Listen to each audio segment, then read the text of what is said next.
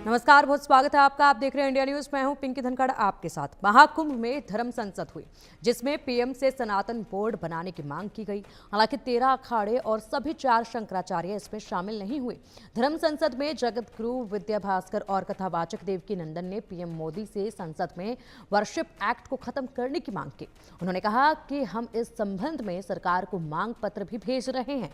इस दौरान एक नारा दिया गया, संभल, मथुरा, विश्वनाथ तीनों लेंगे एक साथ। इस धर्म संसद में करीब 5000 साधु संत और भक्त मौजूद थे। आपको बता दें कि वर्शिप एक्ट के अनुसार 15 अगस्त 1947 से पहले जो धार्मिक स्थान जिस रूप में था या है वो उसी रूप में रहेगा, उसे बदला नहीं जा सकेगा। इसे बदलने की मांग की गई। देवकी नंदन ठाकुर ने कहा, बहुत सह लिया, अब नहीं सहेंगे, अपना हक लेकर रहेंगे। धर्म संसद में कई प्रमुख प्रस्ताव रखे गए, जिसमें सनातन बोर्ड लागू किया जाए, देश भर के मंदिरों से सरकारी नियंत्रण हटे, हर बड़े मंदिरों में गौशाला स्थापित हो, धर्मांतरण रोकने के लिए गरीब हिंदू परिवारों को आर्थिक सहायता देना, सनातन हिंदुओं के दूसरे धर्म में विवाह रोकने का प्रयास करना, ये तमाम मुद्दे शामिल हैं। वहीं स्वामी अविमुक्तेश्वरानंद सरस्वती का इस मामले में बड़ा बयान सामने आया। उन्होंने कहा कि मुझे नहीं मिला था कोई भी धर्म संसद का न्योता। मेरी भी इच्छा है कि सनातन बोर्ड का गठन हो। ऐसे धर्म संसद से बोर्ड का गठन संभव नहीं। शंकराचार्य और आचार्यों के बिना कैसी धर्म संसद।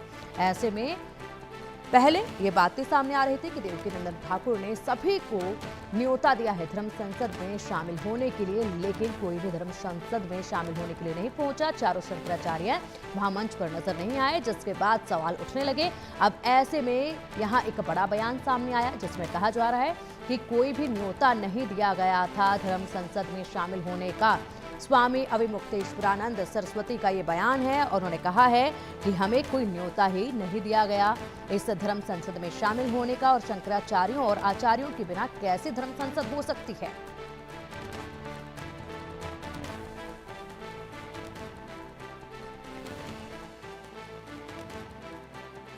बातचीत के लिए शंकराचार्य अविमुक्तेश्वरानंद सरस्वती महाराज जी, आज एक बड़ी धर्म संसद की जा रही है, जिसमें सनातन बोर्ड का गठन हो सके और पर्सनल लॉ बोर्ड का भी हट सके, तिरस्कार किया जा सके, इसके लिए मुद्दे बनाए जा रहे हैं। आप क्या कहेंगे? देखिए, हम लोग तो इस समय संसद में ही बैठे हैं और धर्म के बारे में चर्चा कर रहे हैं।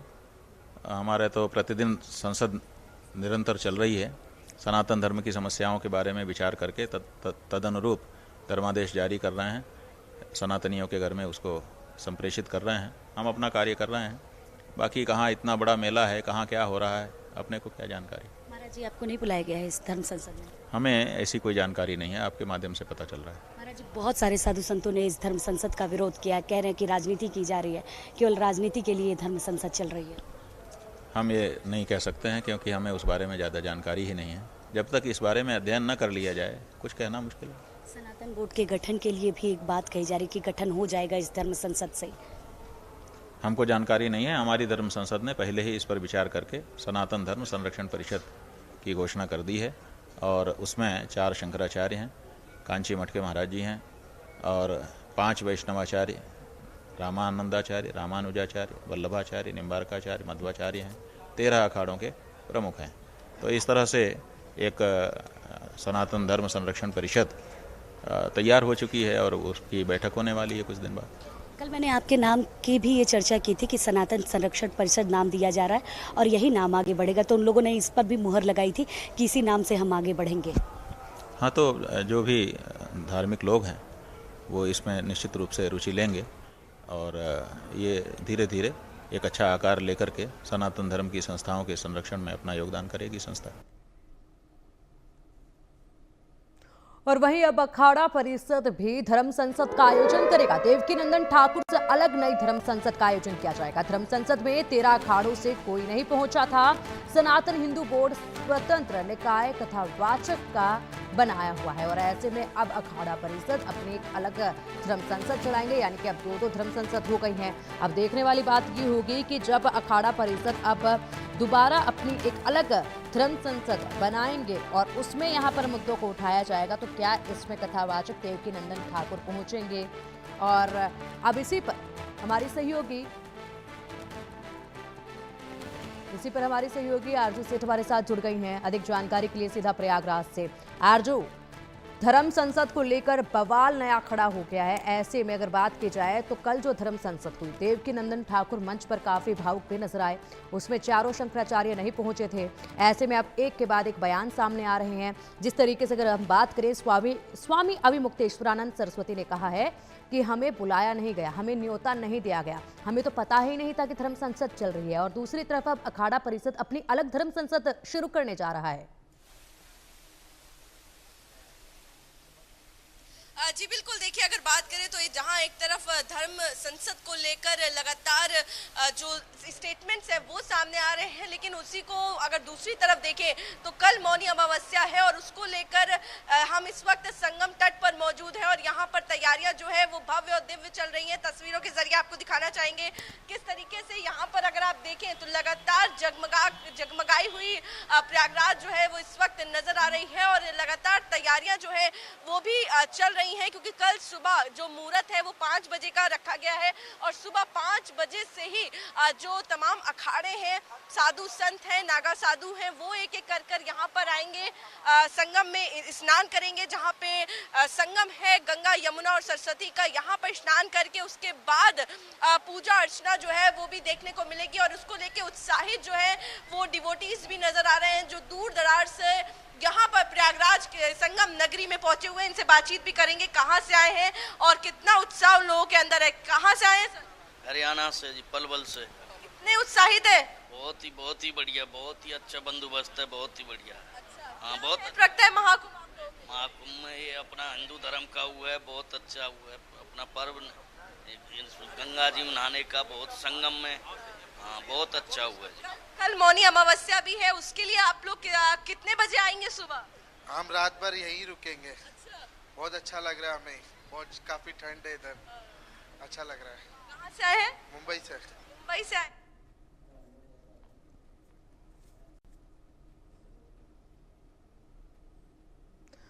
तो देखिए, अखाड़ा परिषद भी धर्म संसद का आयोजन अब करेगा। अलग से धर्म संसद जो है वो शुरू की जाएगी। देवकीनंदन की धर्म संसद से अलग अब एक और धर्म संसद शुरू हो गया। अब ऐसे में कई सवाल उठ रहे हैं। सबसे पहला सवाल तो यही है कि आखिरकार क्या वो वजह है जिसके चलते देवकीनंदन ठाकुर की धर्म संसद में चारों शंकराचार्य नहीं पहुंचे और ऐसे में बड़े सवाल उठ रहे हैं क्या इसके पीछे कारण रहा। और अब जब अलग से यहां पर धर्म संसद शुरू की जाएगी तो क्या इसमें कथावाचक देवकीनंदन ठाकुर पहुंचेंगे और क्या उनके गुरु इसमें पहुंचेंगे, क्योंकि अब लगातार इसमें कई तरह के एंगल्स जो हैं वो देखे जा रहे हैं। क्या ऐसा भी माना जा रहा है कि कथावाचक देवकीनंदन ठाकुर जो हैं वो सिर्फ पूरा श्रेय लेना चाहते हैं, क्योंकि मन में ये सवाल उठने लगे हैं। अगर वो इस तरीके से इसकी शुरुआत करते हैं, सनातन बोर्ड को लेकर लगातार वो आवाज़ उठाते रहे और ऐसे में धर्म संसद उन्होंने लगानी शुरू की, तो ऐसे में तमाम साधु संतों के मन में ये सवाल है कि अगर सनातन बोर्ड बनता है तो ऐसे में पूरा श्रेय जो है, पूरा क्रेडिट जो है वो कथावाचक देवकीनंदन को मिल जाएगा और जो कोई भी अखाड़ा स्वीकार नहीं करेगा, कोई भी अखाड़ा ऐसा नहीं चाहेगा। तो क्या इसीलिए अब ये अखाड़ा परिषद अलग से धर्म संसद शुरू करेगा? इसी के साथ कई और भी ऐसे पहलू हैं जिसको लेकर यहाँ पर ये कयास लगाए जा रहे हैं कि क्यों आखिरकार यहाँ पर शंकराचार्यों को लेकर अगर बात की जाए तो नाराजगी है देवकीनंदन ठाकुर के इस धर्म संसद से। तिरुपति बालाजी के प्रसाद के विषय में हमने संदेश सुना था। उस समय हम यूएस में थे और हम 3 रात तक रोते रहे थे सुनने के बाद, और ये सोचते रहे थे कि जब हमारे परमात्मा का भोग ही सेफ नहीं है तो हम हिंदुओं को कौन सेफ करेगा। और भाव ही भाव में हमने कह दिया कि अगर वक्फ बोर्ड है तो सनातन बोर्ड होना ही चाहिए और धर्म की सेवा धर्माचार्यों के हाथ में होनी चाहिए। पर कई लोगों ने यह समझा कि अध्यक्ष ये कुछ बड़ा पद चाहता होगा इसमें, इसलिए मेहनत कर रहा है, इसलिए भागदौड़ कर रहा है। मैं एक बहुत छोटे से ब्राह्मण परिवार से हूं। मेरा बचपन भोंपड़ी में बीता है।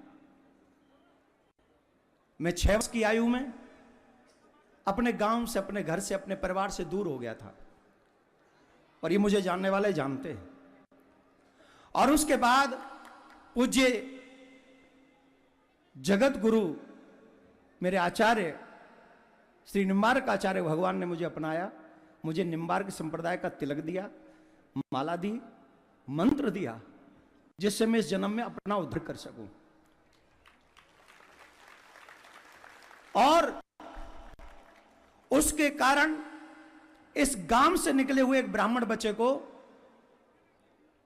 आज इतना बड़ा प्रभाव, इतनी वस्तु, इतना सुख सुविधा मेरे ठाकुर ने दे दिया जिसकी मेरी कोई औकात नहीं थी, कोई औकात नहीं थी। और ये सब दिया हुआ मेरे ठाकुर जी का है, मेरा नहीं। मैं तो किसी लायक नहीं, मेरे ठाकुर ने सब दिया। पर लोगों ने कहा कि शायद ये अध्यक्ष बनना चाहता है। और चलिए अब रुक करेंगे सीधा देहरादून का, जहां पर प्रधानमंत्री मोदी जो हैं वो शुभारंभ कर रहे हैं नेशनल गेम्स का। खासी भीड़ यहां पर नजर आ रही है, तस्वीरें सीधा दिखा रहे हैं देहरादून से।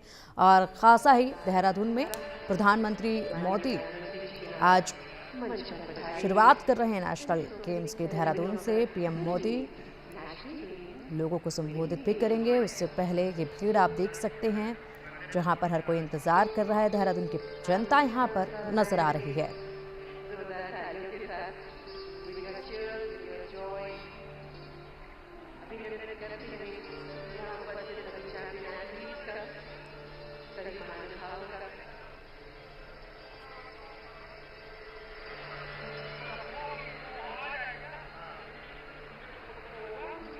नेशनल गेम्स का शुभारंभ यहाँ से होगा। आज का दिन काफ़ी ख़ास और ऐसे में खासी तस्वीरें सीधा इस कार्यक्रम से जुड़ी हुई सामने आ रही हैं। स्टेडियम में खासी भीड़ लोगों की देखी जा रही है और ये स्टेडियम लोगों से खचाखच भरा हुआ, जहां पर नेशनल गेम्स की शुरुआत हो रही है।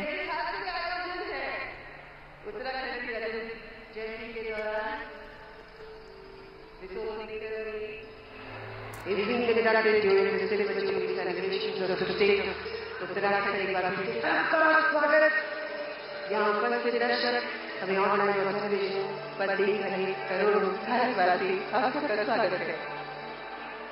बस कुछ क्षणों में भारत के माननीय प्रधानमंत्री हमारे साथ यहाँ मंच पर उपस्थित होंगे और इस कार्यक्रम का हम शुभ आरंभ करेंगे।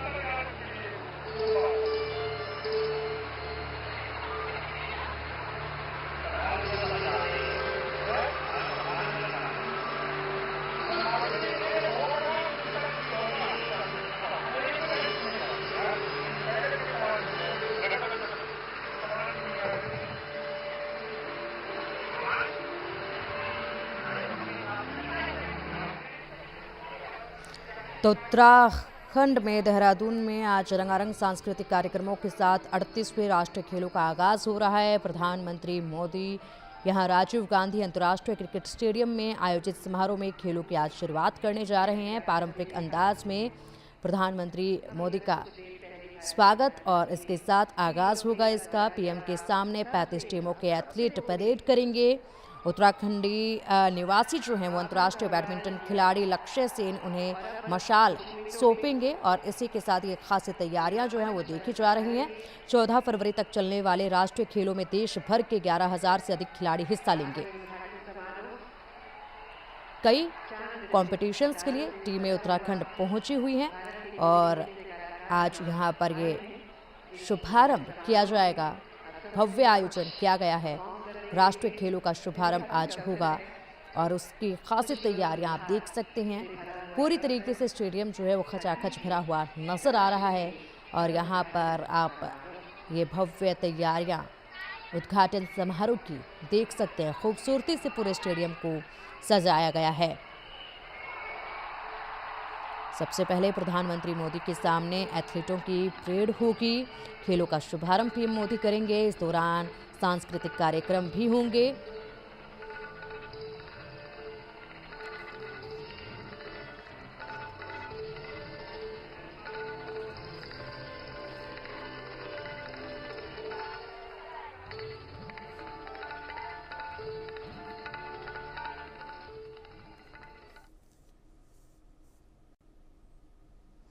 और चलिए अब बात कर लेते हैं धर्म संसद को लेकर और इस पर चर्चा करेंगे, क्योंकि लगातार एक के बाद एक कई सवाल अब सामने आ रहे हैं धर्म संसद को लेकर और ऐसे में एक नया बवाल जन्म लेता नजर आ रहा है। अब इसी पर खास मेहमान हमारे साथ जुड़ चुके हैं। आचार्य डॉक्टर मोहित शुक्ला जी हैं, जो कि हिंदू धर्मगुरु हैं।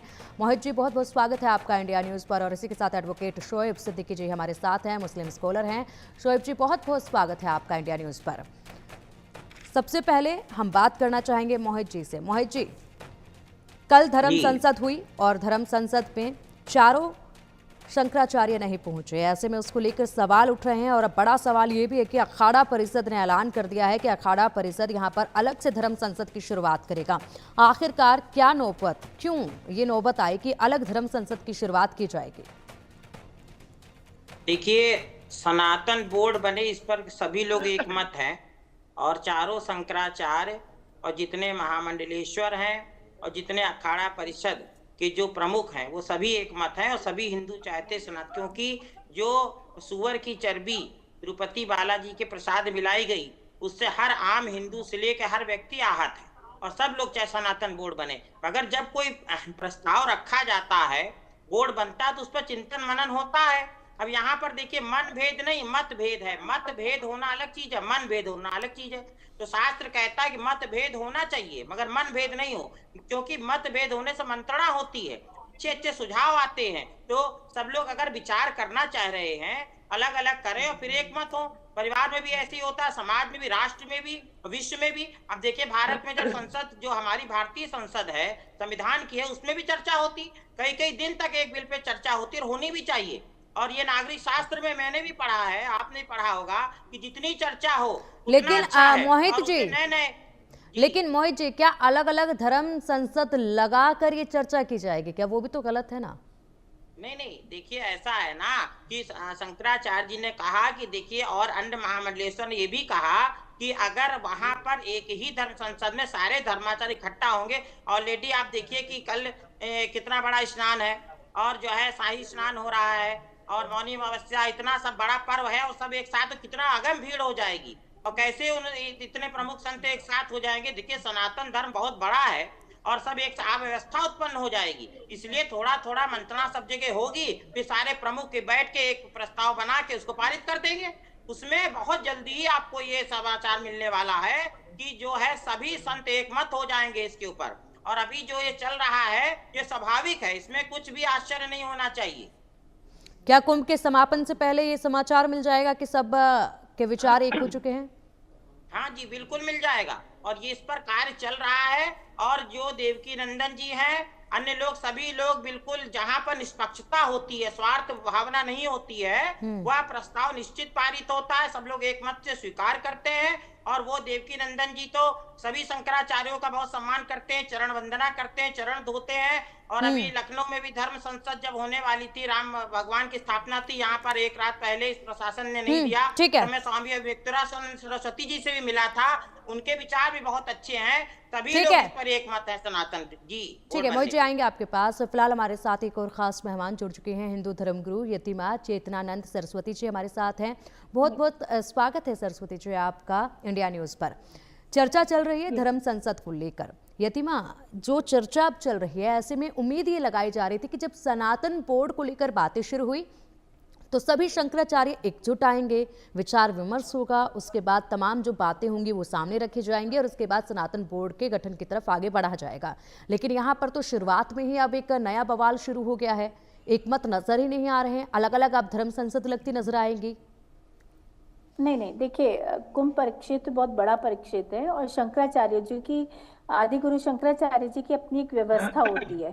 तो जो देवकी नंदन ठाकुर जी की धर्म संसद है उसमें कथावाचकों ने भाग लिया है और एक बड़े स्तर पर उन्होंने इसकी रूपरेखा तैयार की है। ये रूपरेखा शंकराचार्यों के समक्ष रखी जाएगी। उसमें महामंडलेश्वर भी शामिल होंगे, आचार्य महामंडलेश्वर, सभी अखाड़ों के आचार्य महामंडलेश्वर भी सम्मिलित होंगे। और उसके बाद इसका किस प्रारूप में, आंदोलन के स्वरूप में या क्या प्रारूप इसका तय होगा, वो शंकराचार्यों और आचार्य महामंडलेश्वरों की सहमति से ही तय होगा। इसमें कोई ऐसा नहीं है कि किसी ने उनको मतलब बहिष्कार कर दिया है या उनकी धर्म संसद में पहुंचे नहीं है। कल अमित शाह जी वहां थे, आचार्य महामंडलेश्वर, सभी अखाड़ों के आचार्य महामंडलेश्वर अमित शाह जी के साथ थे, क्योंकि उनका ठीक है। एक प्रोटोकॉल था और वो अमित शाह ठीक जी है गृह यतिमा मंत्री- जी आएंगे आपके पास, फिलहाल एक बार दिल्ली का हमें रुख करना होगा और इस चर्चा को हम आगे भी जारी रखेंगे। एक बार रुख करेंगे दिल्ली का, जहां पर केंद्रीय गृह मंत्री अमित शाह पहुंचे हुए हैं। क्या कुछ कह रहे हैं उन्हें एक बार सुन लेते हैं। वंदे वंदे वंदे। कालका जी वालों का बहुत बहुत धन्यवाद, आभार, धन्यवाद।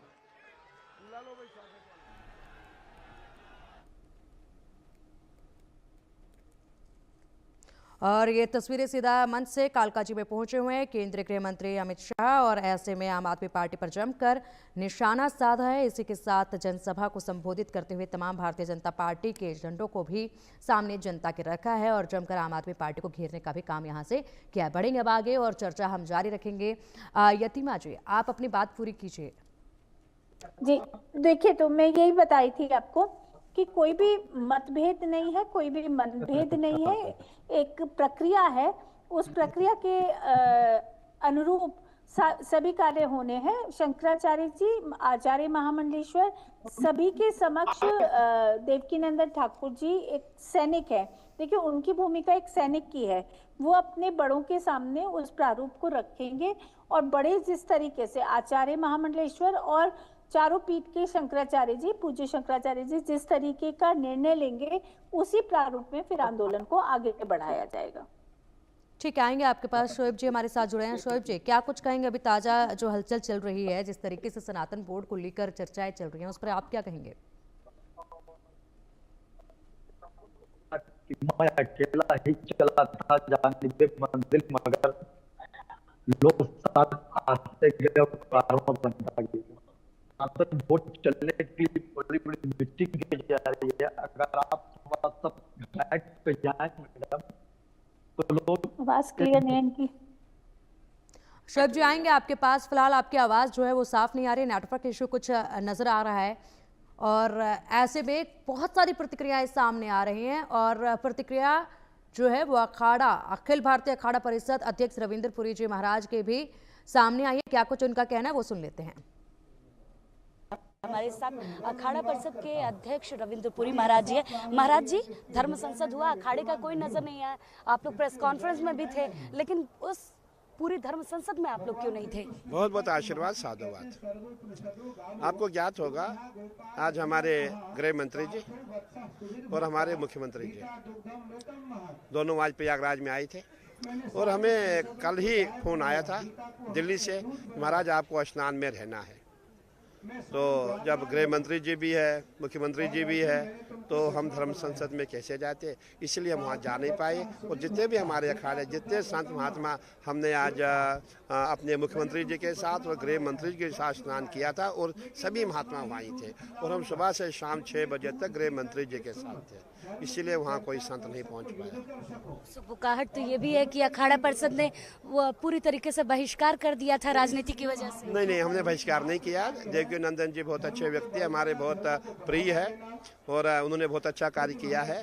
देखिए, कभी कभी ऐसा भी हो जाता है कि कुछ जाने अनजाने में कहीं कुछ ऐसी बात हो जाती है और सबसे बड़ी बात है कि अभी जितने भी हमारे संत महात्मा है, सभी को अभी इस बारे में जानकारी नहीं दी गई थी और ये भी एक कमी रह गई। और आपने देखा होगा प्रयागराज में इतना भीड़ है, पूरा जाम ही जाम है, कौन कहाँ से निकलेगा और इस समय करोड़ों की संख्या में श्रद्धालु प्रयागराज में है। हमने यही सोचा ये उचित समय नहीं है, इसीलिए आगे चल के देखा जाएगा। आपने कहा कि आपको जानकारी कल ही थी कि मुख्यमंत्री आ रहे हैं, अमित शाह आ रहे हैं, तो कल ही आपने इस डेट को आगे क्यों नहीं बढ़ाया? नहीं, हमने इसलिए नहीं बढ़ाया कि हमारे देवकीनंदन जी ने बहुत जगह जगह होर्डिंग लगा रखी थी, सबको बुलाया था और उन्होंने भी हजारों की संख्या में वहाँ सब सनातनियों को बुलाया था। इसलिए हमने सोचा कि उचित नहीं है कि हम उनके कार्य में बाधा बने और इसलिए हमने उनको। शैव संप्रदाय के कोई भी अखाड़े के कोई भी मेंबर नहीं दिखे, वहाँ हजारों बोर्डिंग लगी हुई थी उनके मंच पर भी, लेकिन शैव का कोई नहीं दिखा, बल्कि अमित शाह के कार्यक्रम में आप लोग कुछ ही लोग मौजूद थे। महाराज जी, नहीं देखिए, जहाँ हरि है वहाँ शिव है, ऐसी बात नहीं है। शैव हरि सब एक ही है, शैव शिव एक ही है, ऐसी कोई दिक्कत नहीं है। बाकी हमारा बहुत ही देवकी नंदन को बहुत बहुत आशीर्वाद देना चाहेंगे, साधुवाद देना चाहिए। बहुत अच्छा काम करे, हम सब उनके साथ। वो जो सनातन बोर्ड का उन्होंने गठन किया उसको आप लोग भी मानते हैं? देखिए, हमारा प्रयास है सनातन बोर्ड की, हमें इतनी चिंता नहीं, हमें चिंता वक्फ बोर्ड समाप्त होना चाहिए।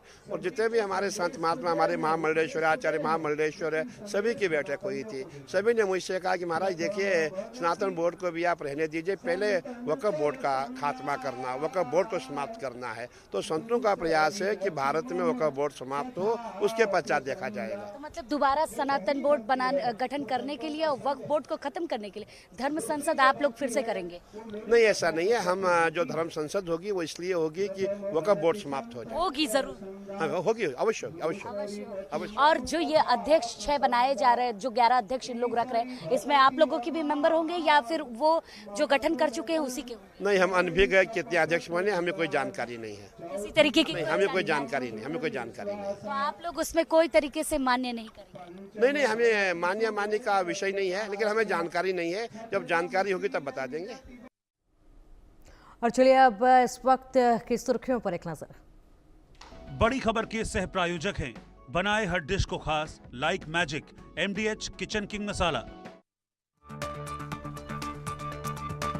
दिल्ली दंगे के आरोपी ताहिर हुसैन को सुप्रीम कोर्ट से बड़ी राहत, कई शर्तों के साथ पुलिस कस्टडी में। ताहिर हुसैन को चुनाव प्रचार की इजाजत, 29 जनवरी से 3 फरवरी तक पुलिस कस्टडी में चुनाव प्रचार करेंगे ताहिर।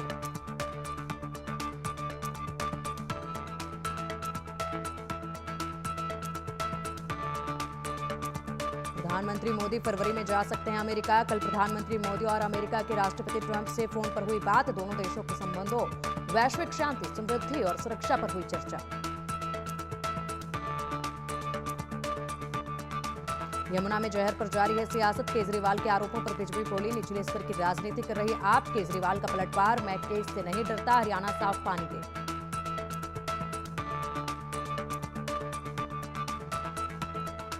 भोपाल में काली कमाई करने वाले आरोपी आरटीओ के पूर्व सिपाही पर बड़ी कार्रवाई, सौरभ शर्मा को लोकायुक्त पुलिस ने किया गिरफ्तार, ठिकाने से करोड़ों कैश सोना हुआ था बरामद।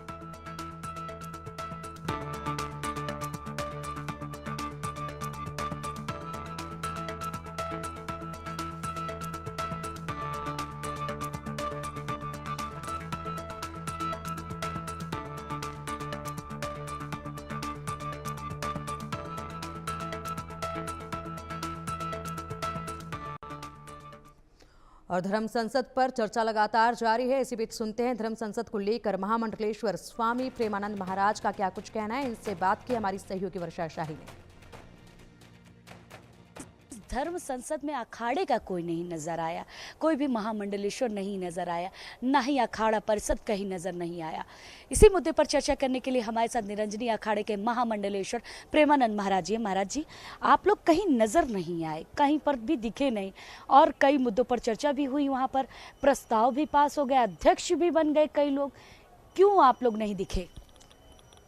मैं सबसे पहले आपको ये जानकारी देना चाहता हूँ कि मैं इसको धर्म संसद नहीं मानता। ये कथावाचकों का एक सम्मेलन था। अब कथावाचक बैठ के और अखाड़ों के ऊपर जाकर, और जो प्रतिष्ठित लोग हैं, जो कहना चाहिए जीवनदानी हैं, जिनके कारण आज सनातन संस्कृति का ध्वज पूरे विश्व में फहरा रहा है, ऐसे हमारे अखाड़ा और अखाड़ा परिषद के हमारे अध्यक्ष माननीय रविंद्रपुरी जी भी वहाँ नहीं थे।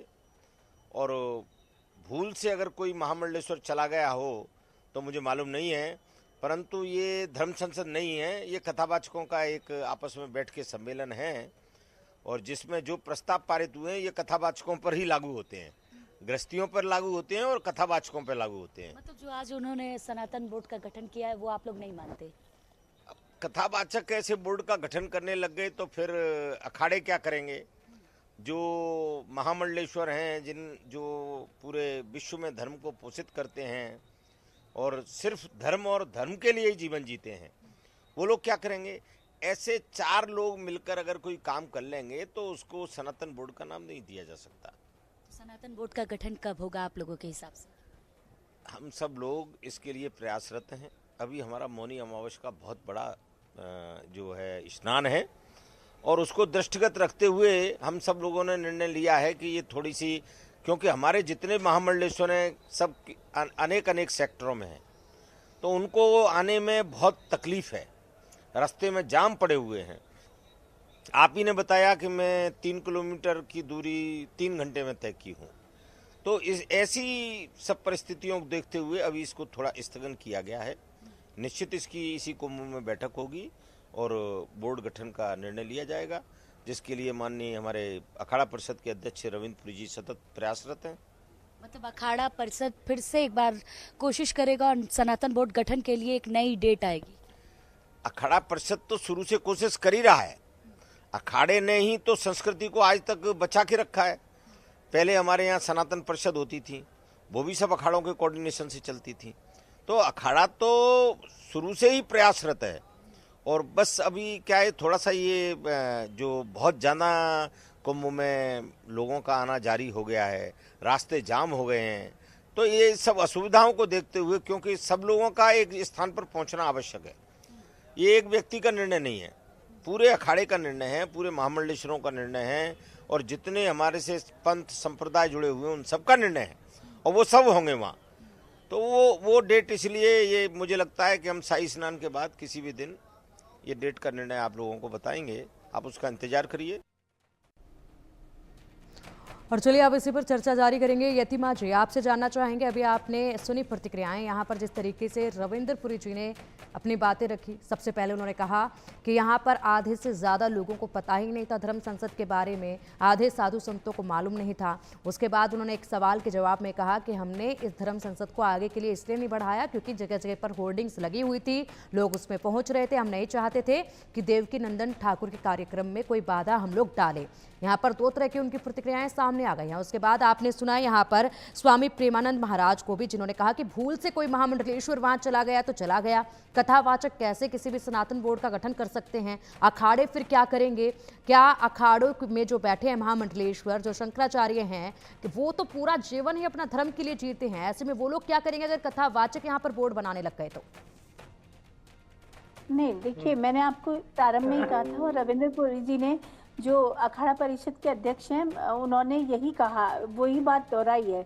उन्होंने कहीं भी इससे इतर बात नहीं कही। उन्होंने कहा, मैंने भी प्रारंभ में आपसे यही बात कही थी कि देवकी नंदन ठाकुर जी ने एक प्रारूप तैयार किया है, वो शंकराचार्य जी, आचार्य महामंडलेश्वर और महामंडलेश्वरों के पास जाएंगे, अपना प्रारूप बताएंगे, और उसी के अकॉर्डिंग जैसा निर्देशन गुरुजनों का होगा, उसी निर्देशन में आगे इस प्रारूप को बढ़ाया जाएगा।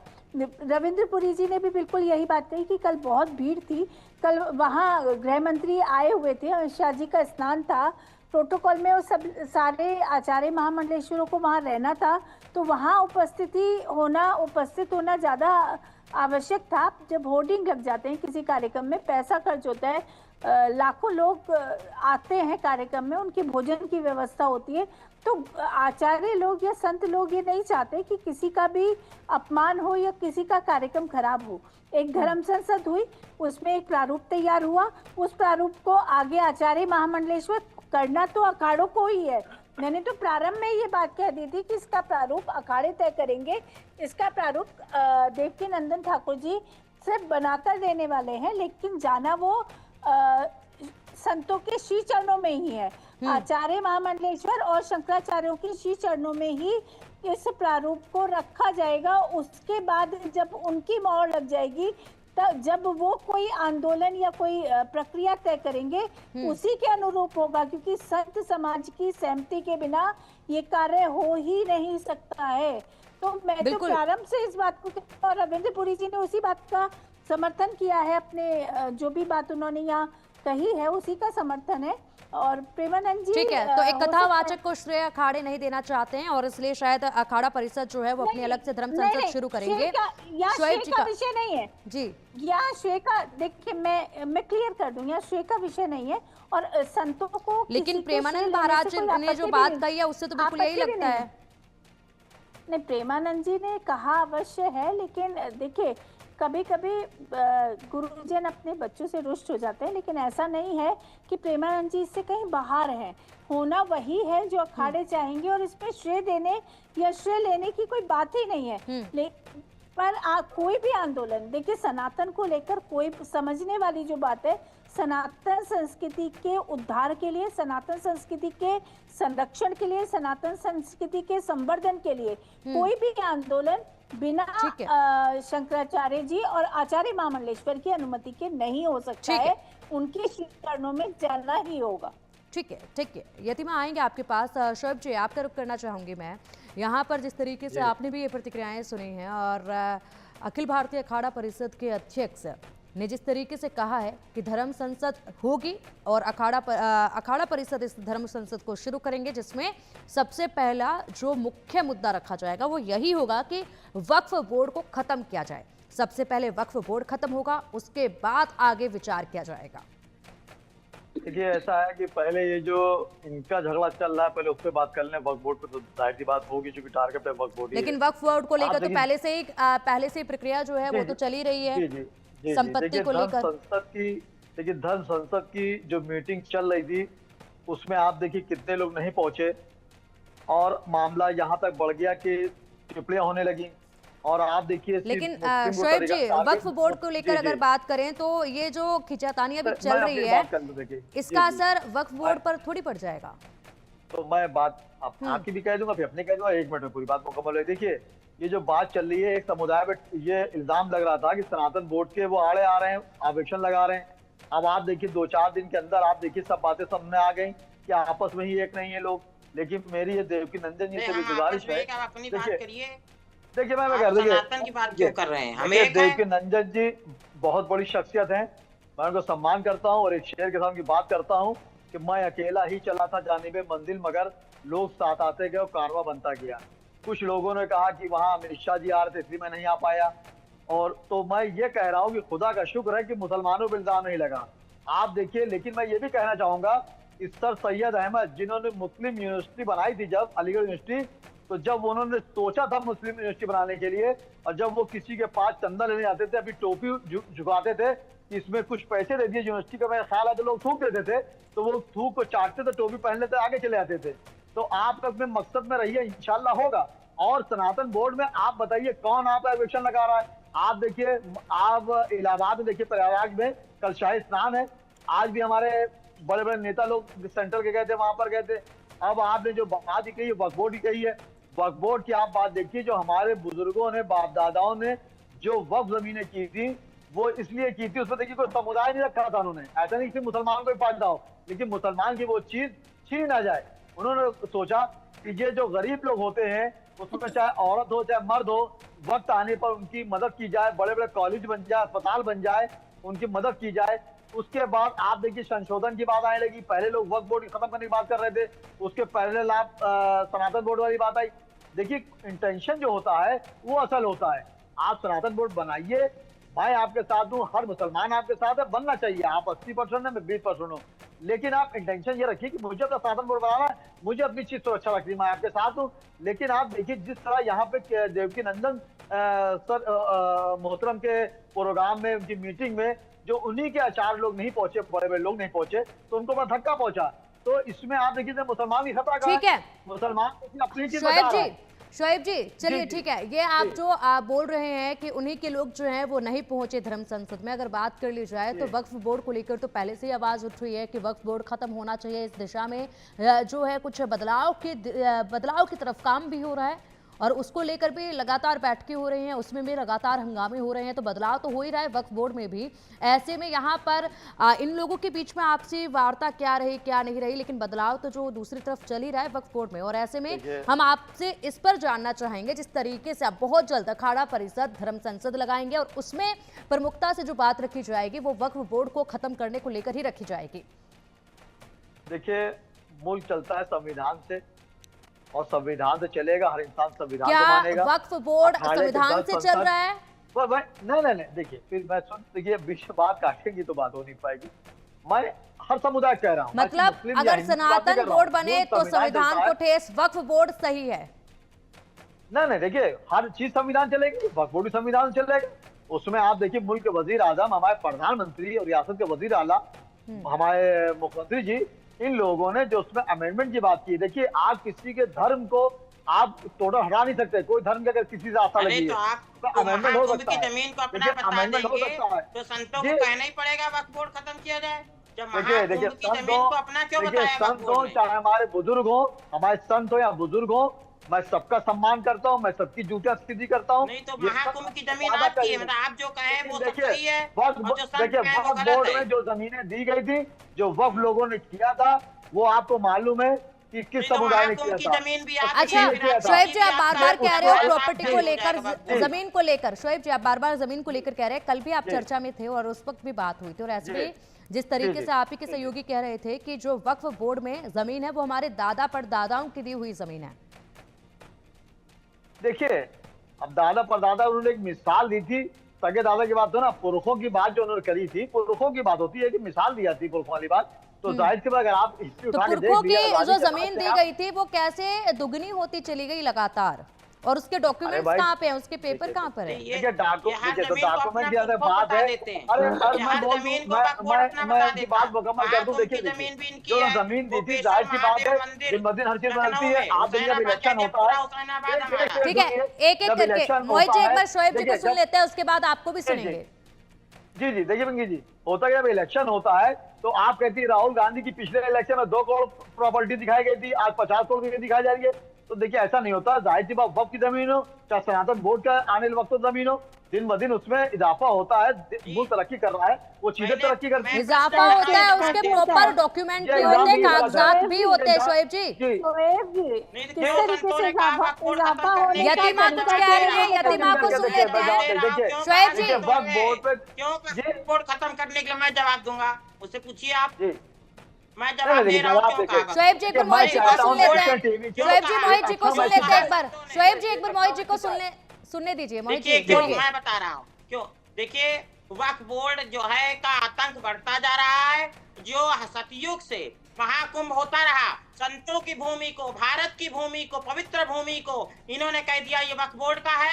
मतलब एक होता है कि हद होती किसी चीज को सहने की।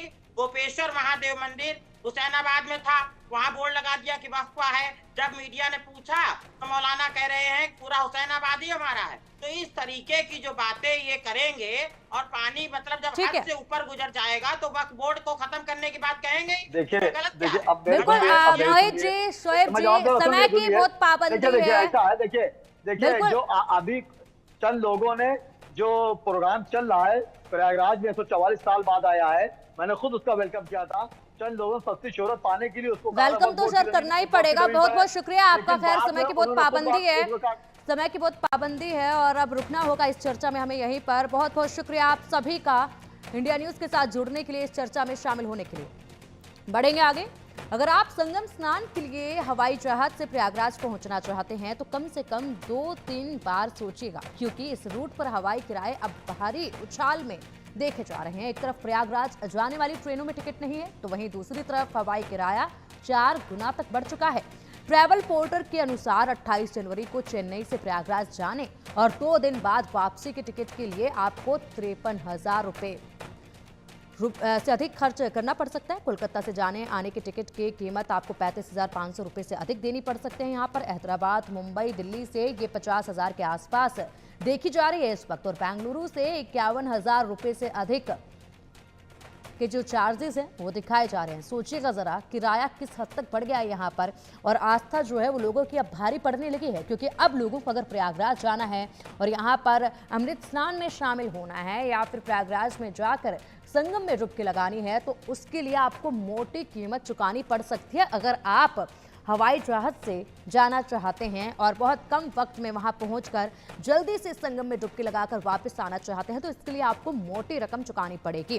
क्योंकि दूसरी तरफ अगर बात करें तो ट्रेन टिकट आसानी से मिल नहीं रही हैं, जिसके चलते भी लोगों को समस्याएं हो रही हैं। तो वहीं दूसरी तरफ हवाई किराया जो है वो अब आसमान छूने लगा है, और ये कोई पहली दफा नहीं है। अक्सर ही ऐसा देखा जाता है, क्योंकि हाल ही में जब छठ पर्व मनाया गया तो उस वक्त भी हवाई किराया जो है वो आसमान छूता नजर आया था। और ट्रेन पे भारी भीड़ जो है उस वक्त भी देखी गई थी। अतिरिक्त ट्रेन चलाई जा रही थी, लेकिन बावजूद इसके भी वो ट्रेनें काफ़ी नहीं थी और ऐसे में कड़ी मशक्कत लोगों को करनी पड़ रही थी अपने घर जाने के लिए। और बिल्कुल ठीक वैसे ही हालात जो हैं वो अब देखने को मिल रहे हैं, क्योंकि महाकुंभ में आस्था का सैलाब उमड़ पड़ा है और ऐसे में हर कोई महाकुंभ जाना चाहता है, आस्था की डुबकी वहां पर लगाना चाहता है। और इसी के साथ अगर खास बात की जाए तो अमृत स्नान के वक्त पर और भी ज़्यादा मुश्किल ये सफ़र हो जाता है। फिलहाल प्रयागराज जाने के लिए विदेश जाने जैसा चार्जेस आपको देने पड़ सकते हैं। अधिक जानकारी के लिए हमारे सहयोगी मनोहर केसरी हमारे साथ जुड़ गए। मनोहर, देखिए यहाँ पर अगर प्रयागराज अब लोगों को जाना है, कीमत उतनी ही अदा करनी होगी हवाई सफर के लिए जितनी विदेश में जाने के लिए करनी पड़ती है। बस यहाँ पर वीजा लागू नहीं होगा, पासपोर्ट नहीं दिखाना होगा, लेकिन टिकट उतनी ही महंगी होगी। ऐसे में लोगों पर तो खासा इसका प्रभाव पड़ रहा है, आस्था पर खासा प्रभाव पड़ रहा है। देखिए, बिल्कुल आपने सही कहा। अगर कोई श्रद्धालु अभी के वक्त में कल मौनी अमावस्या के दिन अगर अमृत स्नान करना चाहता है तो पैसे भी अमृत की तरह ही पे करने पड़ेंगे। जितने पैसे में आप विदेश जा सकते हैं उतने ही पैसे आपको चुकाने पड़ेंगे फ्लाइट के रूप में, क्योंकि ट्रेनों में जगह नहीं मिल रही है, वर्क नहीं मिल पा रहा है। इसकी वजह से लोग फ्लाइट का ऑप्शन लेते हैं और इसका फायदा जो है तो कंपनियां जो है तो ज्यादा किराए के रूप में वसूल कर रही हैं। सबसे ज्यादा अगर मैं बात करूं तो दिल्ली से प्रयागराज जाने के लिए आपको अभी के वक्त में करीब 20,000 से लेकर के 56,000 रुपये चुकाने पड़ेंगे। और सिर्फ चुकाने ही नहीं पड़ेंगे बल्कि आपको जो टाइम 1 घंटे 5 मिनट का लगता है वैसे में आपको 17 से 18 घंटे भी लग सकते हैं, क्योंकि फ्लाइट जो है वो फ्लाइट आपको एक जगह ले जाएगी और उसके बाद वहां पर आपको होल्ड करके फिर दूसरी फ्लाइट पकड़नी पड़ेगी। तो इस तरह के ऑप्शन मिल रहे हैं।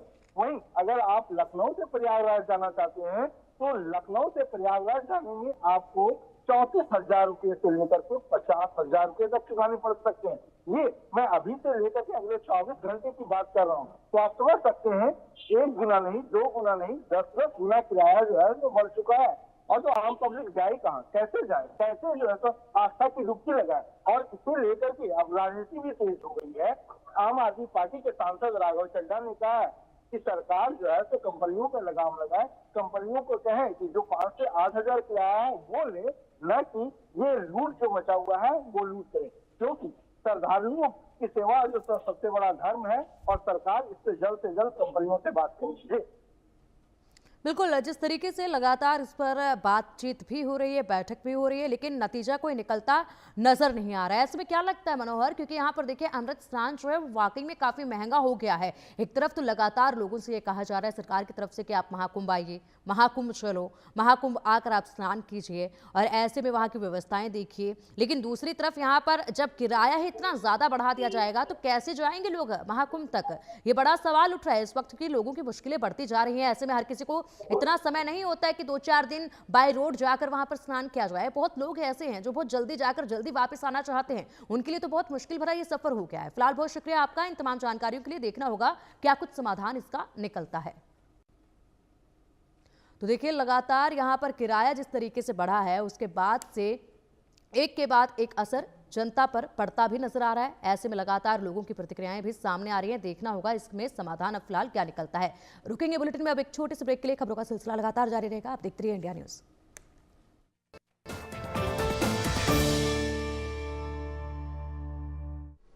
दादू, अब आपका ऑपरेशन अच्छे से और मुफ्त में हो जाएगा। दिल्ली में रुका हुआ आयुष्मान फिर से लागू होने वाला है। कौन करेगा? तू? मोदी जी। दिल्ली में उनकी सरकार बनते ही हो जाएगा। सिर्फ 5 लाख नहीं, पूरे 10 लाख का। मोदी सरकार ने बोला है तो पक्का होगा, वो झूठे वादे नहीं करते। विकसित दिल्ली मोदी की गारंटी। 5 फरवरी को कमल का बटन दबाएं, भाजपा को जिताएं। सर, आप फिल्म के बारे में कुछ बताइए। फिल्म में ड्रामा है, इमोशन है, थ्रिल है, बिल्कुल राजेश गरम मसाले की तरह। अब आएगा खाने में असली स्वाद, राजेश मसाले के साथ।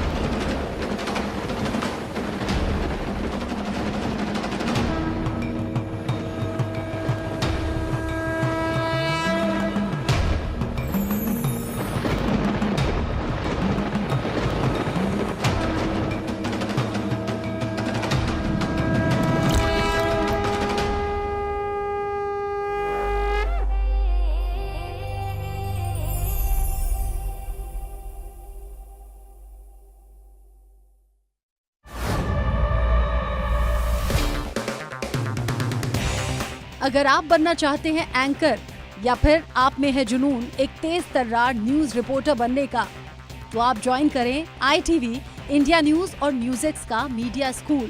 ITV next media international school का कोर्स आपको मौका देता है देश के दिग्गज एंकर्स के साथ काम करने का।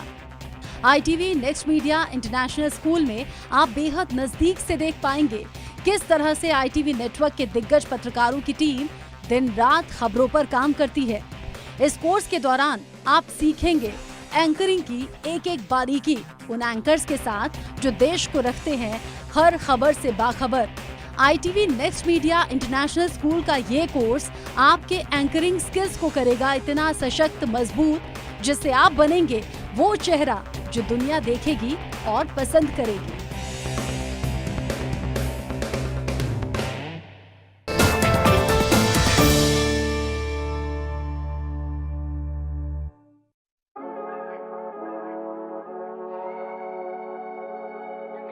पिछली बार 8 घंटे वाली बिजली चो कोई कट लग्या नहीं लग्या। कट दी गल तां छड्डो, बल्ब ने चमक्का भी नहीं मारना, चमक्का। ਸਾਨੂੰ ਬਿਲਕੁਲ ਵੀ ਬਿੱਲ ਨਹੀਂ ਆਂਦਾ। ਅਸੀਂ ਬਹੁਤ ਖੁਸ਼ ਹਾਂ ਕਿ ਭਗਵੰਤ ਮਾਨ ਸਰਕਾਰ ਨੇ ਸਾਡੇ ਲਈ ਇਹ ਉਪਰਾਲਾ ਕੀਤਾ ਹੈ। ਜੋ ਸਾਡੇ ਸੀਐਮ ਭਗਵੰਤ ਮਾਨ ਜੀ ਨੇ ਉਹਨਾਂ ਨੇ ਹਰੇਕ ਵਰਗ ਨੂੰ ਦੇਖਦੇ ਹੋਏ ਸਾਰੇ ਜਿਹੜੇ ਵਾਅਦੇ ਆ ਉਹ ਪੂਰੇ ਕਰਦੇ ਹੋਏ ਸਾਡਾ ਬਿਜਲੀ ਦਾ ਬਿੱਲ ਜਿਹੜਾ ਹੈਗਾ ਏ ਉਹ ਜ਼ੀਰੋ ਆਇਆ ਏ। ਮੈਂ ਇੱਕ ਦਿਹਾੜੀਦਾਰ ਬੰਦਾ ਹੈਗਾ ਤੇ ਜਿਹੜਾ ਪਹਿਲਾਂ ਮੈਨੂੰ ਬਿੱਲ ਭਰਨਾ ਬਹੁਤ ਔਖਾ ਲੱਗਦਾ ਸੀਗਾ ਤੇ ਹੁਣ ਮੈਨੂੰ ਬਿੱਲ ਨਹੀਂ ਭਰਨਾ ਪੈਂਦਾ ਤੇ ਮੈਨੂੰ ਬਹੁਤ इस सरकार पे मान है। इसमें ये भी नहीं है कि कोई नीले कार्ड वाले होंगे या कोई और, नो, चाहे जो मर्जी है जिसके घर पे मीटर की रीडिंग 600 से कम है उसको बिजली का बिल जीरो आएगा। मेरा बिजली का बिल पहला 1 साल पहला आवा था तो हुण भी 1 साल हो गया भी आंदा नहीं हैगा जदी आ भगवंत मान दी सरकार बनी है जी। मुंडा सन छोटा कहना पिछली बारी बिल कितना आया था, माँ 3500 रुपया, कहना ऐसी जीरो आया। माँ फिर ऐसा मुख्यमंत्री पूरे इंडिया में बनना चाहिए।